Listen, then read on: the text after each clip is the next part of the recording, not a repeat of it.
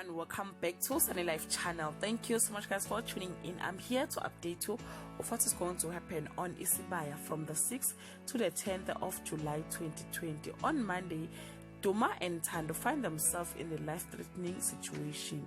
Mbovu makes a deadly adjustment to his plan while Phumelele and Ntwentle get to know each other. On Tuesday, Mbovu spins his plan and pins a murder on Duma, who he claims he has gone missing. Sbu learns the shocking news about his family. On Wednesday, Ntwentle and Phumelele draw closer together over cooking.